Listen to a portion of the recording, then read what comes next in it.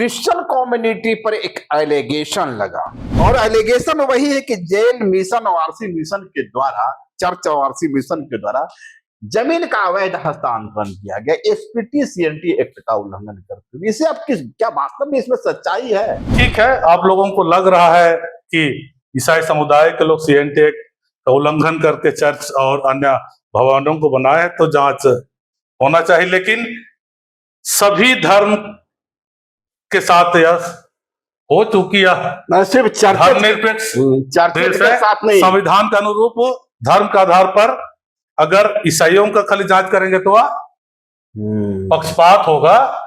इसलिए सभी धर्मों के धार्मिक स्थलों और संस्थाओं का जांच कीजिए और यहाँ के आदिवासियों की जमीनों को कब्जा करने की वजह से डेमोग्राफी पर, भाषा, संस्कृति, परंपरा पर जबरदस्त प्रभाव पड़ा है। इस बात को जनहित याचिका में दर्ज शामिल नहीं किया गया है। ये धर्म के नाम पर नफरत फैलाने का साजिश भाजपा रच रही है। सनातनी लोग अपने आप को हिंदू कहने से कतरा रहे हैं और आदिवासी डंके की चोट में कह रहे हैं कि हम हिंदू हैं। आदिवासी नस्ल से होता है, धर्म से नहीं। दोस्तों, झारखंड की पहचान क्या है? जल, जंगल और जमीन। और झारखंड की पूरी पॉलिटिक्स इसी के इर्द गिर्द घूमती नजर आती है। यदि झारखंड का इतिहास का अवलोकन करें तो हमेशा जमीन का सवाल झारखंड में एक बड़ा सवाल रहा है और तमाम जो आंदोलन हुए इसी जमीन के सवाल से जुड़े रहे।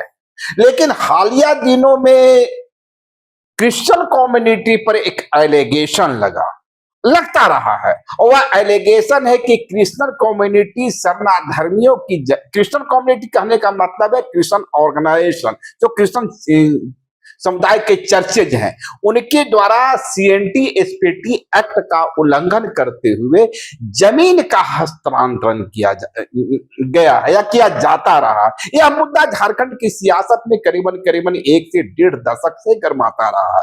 लेकिन हालिया दिनों में एक बड़ी बात हुई। एक विष्णु साहू हैं, उनके द्वारा झारखंड हाई कोर्ट में एक मामला दायर किया गया और उनका आरोप है कि जेल, चर्च और आरसी मिशन के द्वारा गुमला, खूंटी, सिमडेगा सहित कई जिलों में बड़े मात्रा में शरणाधर्मियों की जमीन का हस्तांतरण किया गया।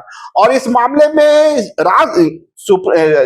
झारखंड हाई कोर्ट की ओर से राज्य सरकार, भारत सरकार, चारों जिला के डीसी और अनुसूचित जनजाति आयोग से जवाब तलब किया गया है और इसके बाद इस मामले की गंभीरता बढ़ गई है। इस वक्त हमारे साथ नमन विक्सन कोंगाड़ी जी हैं। नमन जी, जिस तरह के मामले आए हैं और जिस तरह से विष्णु साहू ने इस मामले को दायर किया है झारखंड हाई कोर्ट में, यह एक बड़ा मामला बन गया और एलिगेशन वही है कि जेल, मिशन और आरसी मिशन के द्वारा, चर्च और आरसी मिशन के द्वारा जमीन का अवैध हस्तांतरण किया गया एसपीटी सीएनटी एक्ट का उल्लंघन करते हुए। इसे आप क्या वास्तव में इसमें सच्चाई है? मैं ये जनहित याचिका को सुन रहा था कि ईसाई में जीएल और आरसी चर्च के लोगों ने सीएनटी एक्ट कानून का उल्लंघन करके सादा पट्टा में आदिवासी जमीन पर चर्चों को बनाए हैं। यही एलिगेशन है। लेकिन यह जो याचिका है, जनहित याचिका, यह अधूरा जनहित याचिका है। अधूरा है। इसलिए अधूरा है और इन्होंने डेमोग्राफी चेंज होने का बात भी कहा है। डेमोग्राफी चेंज की बात आई। हाँ, तो मैं बता दूं, इस तरह का सरकारी निर्देश 2016-17 में भाजपा ने भी लाई थी और सभी ईसाई संस्थाओं के, चर्चों का, स्कूलों का और अन्य संस्थाओं के भवनों का जांच का निर्देश दिया था। अच्छा। और मुझे याद है जब मैं पहली बार जनता ने मुझे 2018 में चुनी थी और 19 का फरवरी मार्च का पहला बजट सत्र में मैंने इस बात को लेकर सदन में आवाज उठाई थी और कहा था कि ठीक है, ईसाई समुदाय के लोग सीएनटी एक्ट कानून का उल्लंघन करके चर्चों को, स्कूलों को और अन्य संस्थाओं के भवनों को बनाया है। यह निश्चित तौर से जांच का विषय है और जांच होना भी चाहिए। सरकार को जानकारी रहना चाहिए कि कौन इलीगल है और कौन लीगल तरीके से है। लेकिन मैंने सदन में एक बात को कहा था कि हमारा देश धर्मनिरपेक्ष देश है और संविधान के अनुसार चलती है। जी। और संविधान के अनुच्छेद 25 में सभी को धार्मिक स्वतंत्रता है और अनुच्छेद 15 में धर्म के आधार पर, वंश लिंग के आधार पर पक्षपात करने से रोका गया है। मैंने यही मांग किया था उस समय भी कि ठीक है, आप लोगों को लग रहा है कि ईसाई समुदाय के लोग सीएनटी एक्ट का उल्लंघन करके चर्च और अन्य भवनों को बनाए हैं तो जांच होना चाहिए, लेकिन सभी धर्म के साथ यह हो चुकी है। सिर्फ धर्मनिरपेक्ष देश है, संविधान के अनुरूप धर्म के आधार पर अगर ईसाइयों का खाली जांच करेंगे तो पक्षपात होगा। इसलिए सभी धर्मों के धार्मिक स्थलों और संस्थाओं का जांच कीजिए। और स्पीकर ने नियमन दिया था जवाब देने का सरकार को। जब सरकार ने जवाब दी थी कि हम लोग सभी धर्म के धार्मिक स्थलों और संस्थागत भवनों का जांच करेंगे, और आज तक जांच नहीं जारी है। अभी तक जांच पूरा नहीं हुआ है। और इसलिए मैं इसे भी कहा कि ये भाजपा की एक सोची समझी साजिश है और यह जो जनहित याचिका अधूरा है। सिर्फ ईसाई समुदाय के लोग ही खाली सीएनटी एक्ट का उल्लंघन नहीं किए हैं, अन्य धर्म के लोग भी सीएनटी एक्ट कानून का उल्लंघन किए हैं या नहीं, इसका भी जांच होनी चाहिए। और रांची को ही देख लीजिए आप और जितने भी शहरों को देख लीजिए, आदिवासी जमीन को गैर आदिवासी लोग सादा पट्टा में लेके घर बना रहे हैं। और इसको लेके मैं इस बार सदन में भी मेरा क्वेश्चन था, ध्यान आकर्षण क्वेश्चन में लाया था और चर्चाएं भी हुई। और मैं यह भी मांग किया था कि अवैध हस्तांतरण को रोकने के लिए शहरी क्षेत्रों में नक्शा का, घर बनाने के नक्शा जो पास होता है उसका उस समय कागजातों का जांच किया जाए। बिजली का कनेक्शन कोई लेता है तो उसकी जांच हो, उस समय भी जमीन के कागजातों का जांच हो। पानी का भी लेता है या अन्य सरकारी सुविधाओं के लिए आवेदन देते हैं तो उस समय भी उन चीजों का जांच किया जाए, तब जाके हम अवैध हस्तांतरण को रोक पाएंगे। आज मैं देख रहा था, इनका कहना है इस याचिका में कि हजारों एकड़ जमीन जीएल और आरसी चर्च के लोगों ने कब्जा किया है। लाखों एकड़ जमीन के बारे में मैं कहता हूं कि गैर आदिवासी लोग सादा पट्टा में लेकर घर बनाए हैं और यहां पर बस गए हैं, जिसके कारण यहां का डेमोग्राफी जबरदस्त परिवर्तन हुआ है। रांची लोकसभा पहले एसटी रिजर्व था। रांची विधानसभा, हटिया विधानसभा एसटी रिजर्व था। लेकिन आज महज 100 साल के अंदर ही, आजादी के बाद से ही, 70 साल ही कहें या कितना दिन हो रहा है, आजादी के बाद से ही यहां का डेमोग्राफी चेंज हो गया और आदिवासी पॉपुलेशन कम हो गया और गैर आदिवासी पॉपुलेशन ज्यादा हो गया, जिसके कारण अनुसूचित क्षेत्र से बाहर हो गया और यह सीट अनारक्षित हो गया। और यहाँ के आदिवासियों के जमीनों को कब्जा करने की वजह से डेमोग्राफी पर, भाषा, संस्कृति, परंपरा पर जबरदस्त प्रभाव पड़ा है। इस बात को जनहित याचिका में दर्ज शामिल नहीं किया गया है।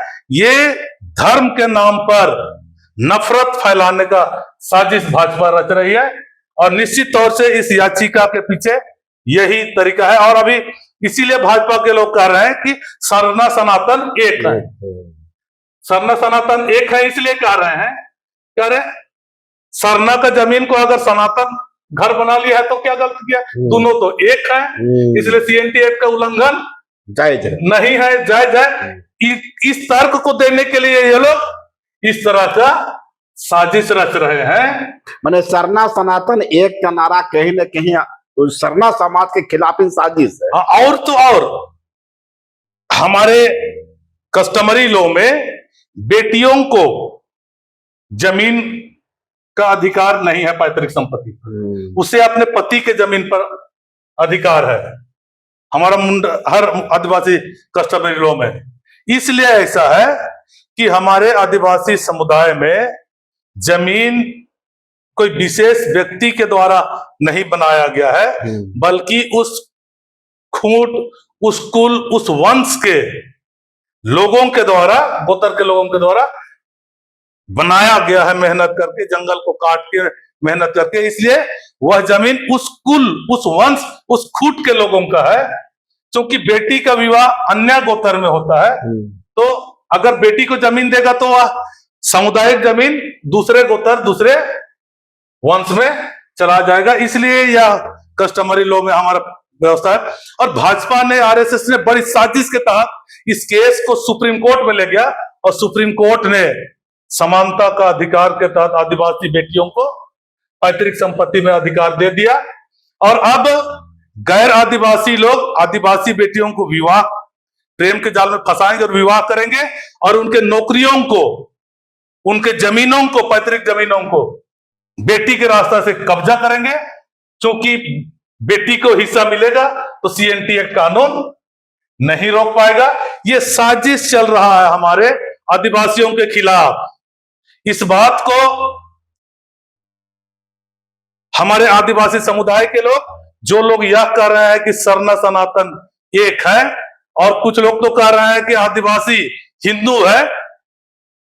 आज सनातनी लोग अपने आप को हिंदू कहने से कतरा रहे हैं और आदिवासी डंके की चोट में कह रहे हैं कि हम हिंदू हैं।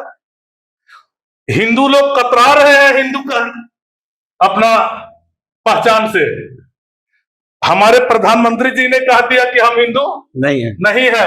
हमारे आरएसएस के मोहन भागवत जी कह दिए कि हम हिंदू नहीं है। और अभी अभी जो लोग भाजपा के चंगुल में फंसकर अपने आप को हिंदू बता रहे हैं, जबकि हिंदू कह रहा है हम हिंदू नहीं है, अरे आदिवासी अपने आप को हिंदू बता रहा है। आखिर कहां से यह आवाज आ रहा है? एक चीज पर तो कौन इसको सहारा दे रहा है, कौन इसको प्रोत्साहित कर रहा है? इसके पीछे एक बहुत बड़ी साजिश है और आदिवासियों को हिंदू बनाकर आदिवासियों को हिंदू वर्ण व्यवस्था का शूद्र श्रेणी में रखने का साजिश है। आज तक आदिवासी समुदाय हिंदू वर्ण व्यवस्था से बाहर है। एक चीज जो लास्ट वाल मेरा होगा, कुछ ट्राइबल एक्टिविस्टों के द्वारा मांग की जा रही, जिसमें ज्योत्सना करकेटा जैसे लोग हैं, कि रांची शहर को सीएनटी से फ्री कर दिया जाए, मतलब सीएनटी एक्ट से बाहर कर दिया जाए। इस मांग में कितना दम है? हमारे पुरखों ने छोटानागपुर काश्तकारी अधिनियम को अंग्रेजों से लड़कर बनवाया और यह कानून तब बना जब पूरा देश अंग्रेजों का गुलाम था। और यही खाली नहीं, अनुसूचित क्षेत्र, 5th schedule, 6th schedule, Bharat सरकार अधिनियम 1935 में अंग्रेजों से लड़के वर्जित क्षेत्र और आंशिक वर्जित क्षेत्र या और आदिवासियों का संरक्षण का कानून, विल्किंसन रूल, सीएनटी एक्ट और ये भारत सरकार अधिनियम 1935 में जो यह वर्जित क्षेत्र, आंशिक वर्जित क्षेत्र, 5th शेड्यूल, 6th शेड्यूल, और इनका गवर्नर के द्वारा संरक्षक का अधिकार। हमारे पुरखों ने जब देश गुलाम था, राजा लोग पूरी तरह से अंग्रेजों के गुलाम था, आरएसएस गुलाम था, आरएसएस तो मुखबिरी कर रहा था अंग्रेजों का। उस समय जब दुनिया और देश गुलाम था, हमारे आदिवासी पुरखों ने अंग्रेजों से अपना हक अधिकार के लिए कानून बनाकर लिया था, और उसी समय स्वच्छ शासन का अधिकार भी हमारे पुरखों ने 1935 में लिया था। यह कानून हमारे आदिवासी समुदायों का जो अस्तित्व, पहचान और आजीविका से जुड़ा है जमीन, इसको बचाने का एक ही मात्र रास्ता है CNT और SPT एक्ट, और इसका कठोरता से लागू होना चाहिए। और मैं जो हमारे देश के बुद्धिजीवी प्रबुद्धजन जिन्होंने हाई कोर्ट में जनहित याचिका दायर किया है, अधूरा जनहित याचिका दायर किया है, हजारों एकड़ के खाली बचाने के चक्कर में लाखों एकड़ के बारे में कब सोचेंगे ये वापस कराने का। और उस डेमोग्राफी का जो गैर आदिवासी लोग ले रहा है, आदिवासी जो ईसाई धर्म को मान रहे हैं, वे आज भी आदिवासी हैं। आज भी मैं आदिवासी हूं, ईसाई होने के बावजूद भी, क्योंकि आदिवासी नस्ल से होता है, धर्म से नहीं।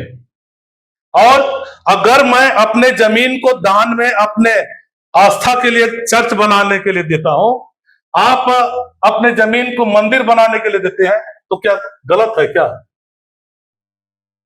मैं अपने लिए चर्च बना रहा हूं, आप अपने लिए मंदिर बना रहे हैं अपने जमीन पर, तो क्या आपत्ति है? इसमें डेमोग्राफी कहां चेंज हो रहा है? डेमोग्राफी तो गैर आदिवासियों ने जमीन लूटकर किया है, उस पर रोक लगाइए याचिका में, CNT एक्ट को कड़ाई से लागू करवाइए और पेशा कानून को कड़ाई से लागू करवाइए, तब जाके हम कहेंगे कि यह जनहित याचिका पूरा होगा या अधूरा जनहित याचिका है। तो ये थे हमारे साथ नमन विसल कोंगाड़ी जी, जिनका मानना है कि जिन लोगों के द्वारा भी चर्चेज पर ये आरोप लगाए जा रहे हैं कि उनके द्वारा आदिवासी समाज की जमीनों का अवैध हस्तांतरण हुआ है, सादा पट्टा से हुआ है, उन्हें अपनी गिरमा में भी झांकना चाहिए। इसी राज्य के आसपास लाखों लाख एकड़ जमीन आदिवासी समाज का गैर आदिवासी समाज ने सादा पट्टा के सहारे ले लिया। और जो रांची विधानसभा, रांची हटिया विधानसभा, कांके विधानसभा, रांची लोकसभा, ये जो है जो कभी ST रिजर्व होता था, आज अनरिजर्व हो गया। तो जो डेमोग्राफिक चेंज हुई है वो चर्चेज के द्वारा नहीं हुई, चर्चेज की जमीन लेने से नहीं हुई है। कहीं ना कहीं जो डेमोग्राफिक चेंज में बाहरी आबादी का एक बड़ा हाथ है, और आबादी जांच ही होनी है तो मंदिर की भी हो, मस्जिद की भी हो, चर्च की भी हो, सभी धर्मों की हो जाए। सिर्फ किसी विशेष धर्म की जांच करना कहीं न कहीं न्याय संगत नहीं। शुक्रिया। लाइव लगातार के वीडियो को लाइक करें, सब्सक्राइब करें और बेल आइकन को दबाना न भूलें।